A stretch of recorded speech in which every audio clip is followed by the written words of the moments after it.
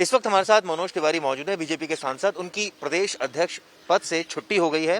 बात करने के लिए बात करते हैं। सर, किस तरह से आप इसको देखते हैं? क्या ये टेन्योर आपका इन जनरल खत्म हुआ, या फिर इसको एक तरह से कहा जाए जो विधानसभा चुनाव में डिफीट हुई बीजेपी की, तो उसके सेंस में देखा जा रहा है? नहीं, असल में मैं अपने कार्यकाल से आगे चल रहा था। हमारे भारतीय जनता पार्टी में 3 साल का कार्यकाल होता है, तो मैं 30 नवंबर 2016 को बना था प्रदेश अध्यक्ष। आदरणीय हमारे अमित शाह जी जब राष्ट्रीय अध्यक्ष थे, तो नरेंद्र मोदी जी के आशीर्वाद से हम और अमित शाह जी के आशीर्वाद से हमें ये पद मिला, और 30 नवंबर 2019 को पूरा हो गया था। तो अब बहुत दिन से तय किया जा रहा था, क्योंकि ये एक स्वाभाविक प्रक्रिया है जो कि 3 साल के बाद बदलते ही बदलते हैं, और किसी को हो सकता है कि 2 टर्म दिया जाए। ऐसा भी अभी राष्ट्रीय अध्यक्ष के लिए ऐसा कुछ बना था, लेकिन हमारे यहाँ 3 साल का ही होता है। और मैं बहुत सौभाग्यशाली हूँ चिराग जी कि मैं दिल्ली में 3 साल 6 महीना प्रदेश अध्यक्ष के रूप में भारतीय जनता पार्टी ये काम किया। मुझे कार्यकर्ताओं का बहुत प्यार मिला है, और हमने 4 चुनाव लड़े। निगम का चुनाव, ये भी एक बड़ी अनोखी सी सिचुएशन थी कि आपके टेन्योर में 4 चुनाव आए। ये हो ही नहीं सकता किसी के 3 साल में। ये बड़ा सुखद है कि मेरे कार्यकाल में निगम भी हुआ, एक उपचुनाव भी हुआ, और फिर दो सीट का, और फिर लोकसभा का चुनाव भी हुआ, और फिर अंत होते होते विधानसभा भी आया। हम विधानसभा जरूर नहीं सफल होके निकल पाए, बाकी सब चुनाव हम सफलता से निकले। और विधानसभा में भी अगर हम देखें तो मैं दिल्ली का बड़ा आभारी हूँ कि बीजेपी को मैक्सिमम 33% वोट मिले थे अभी तक, इस बार 40% वोट मिले।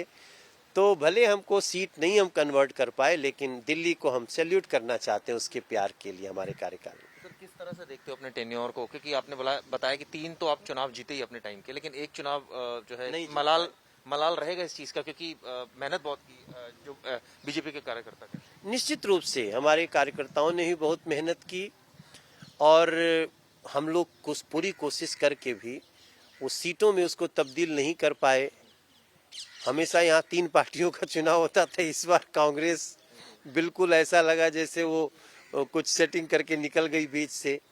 फिर भी हम उस पराजय को स्वीकार किए। हम सबसे, वो हमारी भी जिम्मेदारी है, वो हमारी ही जिम्मेदारी थी। लेकिन हम दिल्ली के लोगों के लिए लगातार काम कर रहे हैं। इस कोरोना संकट में भी हमारे यहाँ से डेली एवरी डे कम से कम 800 से लेके, और अभी भी 30-35 मोदी किट अभी भी जाता है, जो अपने पास से करते हैं, कोई सरकारी नहीं है वो। और हमने अपनी क्षमता भर पूरी कोशिश की कि इस कोरोना संकट में दिल्ली को बचाया जाए। और हमने एक मानक स्थापित किया चिराग जी, आज तक से मैं शेयर कर रहा हूँ कि हम जैसे ही कोरोना संकट हुआ, हमने चिट्ठी लिखी कि अरविंद केजरीवाल जी, हम इसमें पॉलिटिक्स नहीं करेंगे, हमको मिल करके इस कोरोना संकट से लड़ना चाहिए। इसीलिए आप देखे होंगे, अभी मैं जब थोड़ी देर पहले भी बात कर रहा था, तो मेरी भाषा यही रहती है कि इस समय साख बचाने की नहीं, दिल्ली के प्राण बचाने की आवश्यकता है। मैं इसी पर आता हूँ। कोरोना संकट एकदम ये कहा जाए कि बूम आ गया केसेस का, और जिस तरह से आप देख रहे हैं रोजाना 1-1 हजार केसेस जो है बढ़ रहे हैं। इस समय में जो सिचुएशन बनी है दिल्ली की, खासकर अगर बॉर्डर की सिचुएशन कहूँ कि लॉक कर दिए गए हैं, किस सेंस में देखते हैं?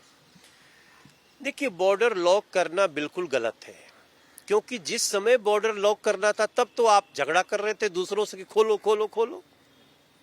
उस समय सावधानी की जरूरत थी, तब आपने सब कुछ खोल दिया, शराब की दुकानें तक खोल दी रेड जोन होने के बावजूद। और उसका ही कारण है कि आज जहां पे आपको 400-500 लोग संक्रमित आते थे, अब 1000, 1200, 1300 लोग संक्रमित निकलने लगे।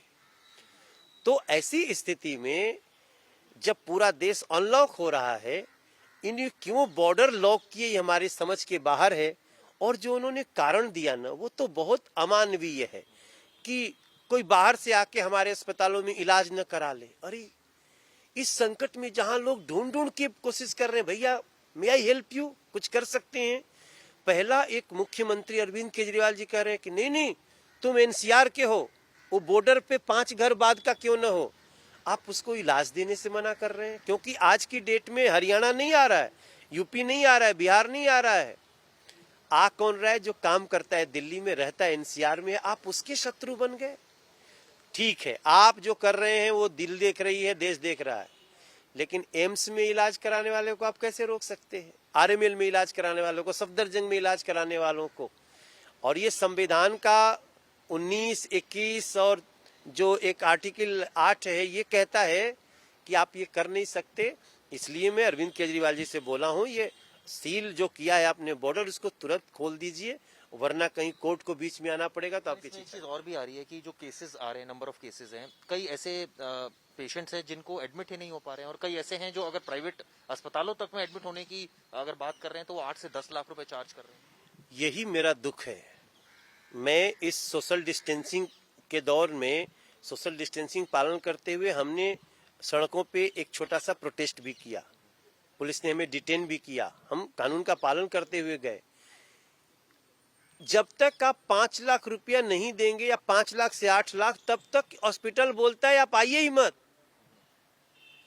तो जिस प्रदेश में फ्री इलाज, फ्री मोहल्ला क्लिनिक, वर्ल्ड क्लास मोहल्ला क्लिनिक, वहां पे एक कोरोना पॉजिटिव होने के बाद आपको 8 लाख रुपया लेकर के एडमिशन देना पड़ रहा है, और दूसरा हफ्ता गया तो 16 लाख, तीसरा गया तो 24 लाख। हमने इस चीज का विरोध किया कि देखिए, कभी भी मजबूर को ब्लैकमेल नहीं करते। इसलिए अरविंद केजरीवाल जी से मेरी प्रार्थना है कि आप स्वयं कह रहे हैं प्राइवेट हॉस्पिटल में जाओ और 15 लाख चुकाओ, ये गलत है। आप इसका संज्ञान लीजिए। इस कोरोना संकट में हॉस्पिटल्स को कहा जा सकता है कि आप ये इलाज भी एक सीमित दर पे करें, ये बहुत अमानवीय है, और तुरंत बॉर्डर खोलें, ऐसी हमारी मांग है। मनोज तिवारी जो बता रहे हैं किस तरह से अब जो सिचुएशन है दिल्ली की, वो है एक तरफ जहां नंबर ऑफ केसेस बढ़ रहे हैं, वहीं दूसरी तरफ खुद बीजेपी अध्यक्ष कह रहे हैं कि बॉर्डर को खोलना चाहिए।